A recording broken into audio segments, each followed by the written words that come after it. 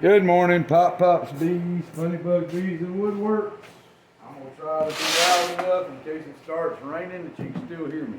It's swarm season, it's here. Y'all that's been watching me, keeping up with me, know that I love this time of year. Here's our original swarm traps that we were using. We've done a little modification to it this year. These are based on the Tom Seeley measurements. Work great. Caught a lot of swarms in them.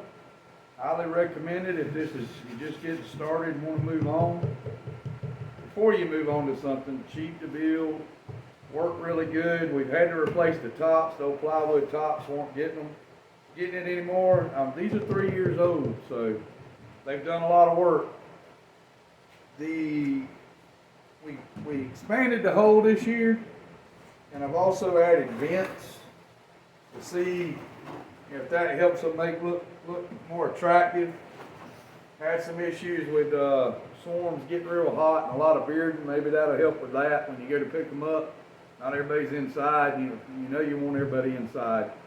Fella that I keep up with on Facebook, Blue Green Horizon, does a lot with bee removal.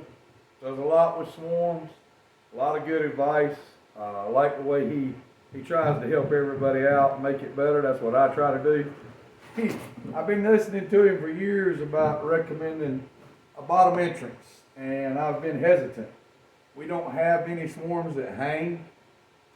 Another thing that people mention is a bigger hole. So this box here has now got a bigger hole and a bottom entrance. Before I drill our new swarm traps, I'm going to test drive it on these old ones, because when these go away, I'm not building anymore. Everything will be the double nuke style that we're using now. I used all season, works great. So shout out to him, Blue Green Horizon, check him out. A lot of good information coming from that fella. I think he's in California.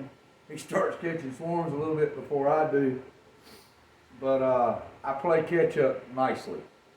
So we've added a bottom entrance. Your nuke plugs, your plastic nuke plugs, fit in this tightly. That was another one of my big issues, was worried about transporting them with the bottom. That fits right in there tight, good and snug. Don't have to worry about the bees coming out when I transport them home.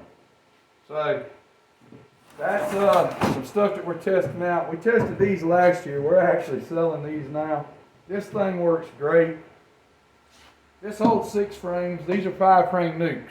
Last year I wanted to increase the number of swarm traps, but I did not want to waste equipment. And to be honest, that's all these are good for. The open space in the bottom under your deep frames, you can't leave them in it because they're going to draw off the bottom. If you don't know, swarms are programmed to draw comb.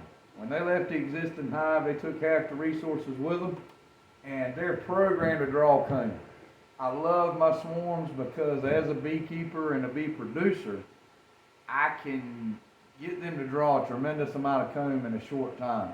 You keep throwing frames to them, adding boxes, as long as there's a strong flow on. I've had swarms draw up, not counting the one frame that's drawn in the box,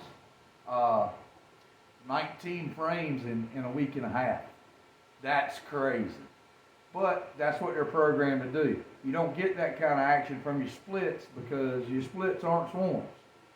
So this is what I came up with last year.